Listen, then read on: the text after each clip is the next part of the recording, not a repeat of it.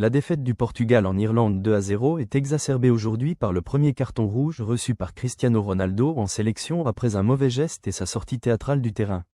Son comportement ne passe pas auprès de tout le monde, d'autant que ce rouge a des conséquences directes sur la suite, et notamment la Coupe du Monde. La soirée aurait pu être belle pour le Portugal. Une victoire en Irlande lui aurait permis de valider officiellement sa qualification pour la Coupe du Monde 2026.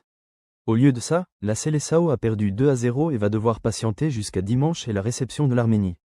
Ça sera sans Cristiano Ronaldo, expulsé hier à l'heure de jeu à Dublin sous les applaudissements des 50 000 spectateurs de l'Aviva Stadium. Il n'en demandait pas tant, surtout que la veille la star assurait qu'il était prêt à encaisser. Le stade va muer, j'y suis habitué et je m'y attends certainement.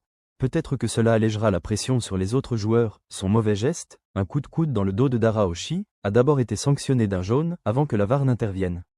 Monsieur Nyberg a alors changé la couleur du carton pour le passer au rouge.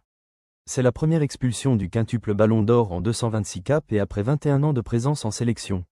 Les supporters lui pardonneront sans doute, moins les observateurs. Cette expulsion a tout de même des conséquences directes. Ce genre de coup de sang est, selon le règlement, sanctionné de 3 matchs de suspension sur des compétitions officielles.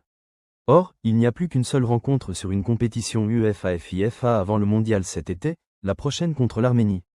Cristiano Ronaldo devrait avoir honte. Vous l'aurez compris, CR7 risque de rater les 2 premiers matchs de ce qui devrait être son dernier mondial, à 41 ans.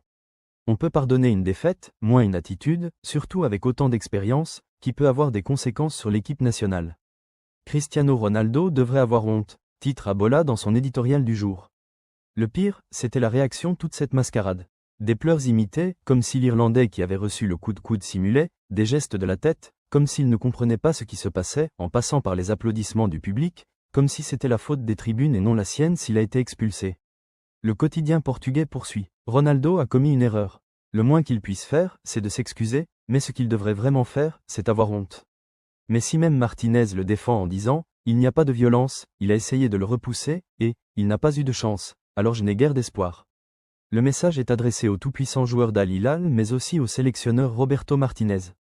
Le sélectionneur n'a pas eu la réaction attendue hier après la rencontre, malgré les images grotesques de l'expulsion de Ronaldo et sa sortie façon vaudeville, accusant même le banc irlandais d'avoir contribué à son rouge. La réaction de Martinez ne passe pas non plus, c'est son excès de passion. Il est frustré quand l'équipe nationale ne gagne pas, et c'est ce que nous attendons de tous les joueurs. Il veut tout donner et ne tolère aucun moment de frustration, a réagi l'ancien sélectionneur belge. Le pire hier, ce n'étaient pas les propos de Martinez, c'était le comportement de Cristiano Ronaldo. Ce qu'a fait le capitaine portugais est regrettable. Et je ne parle pas seulement de son agressivité, car perdre son sang-froid sous le coup de la frustration, ça arrive, même si ça ne devrait pas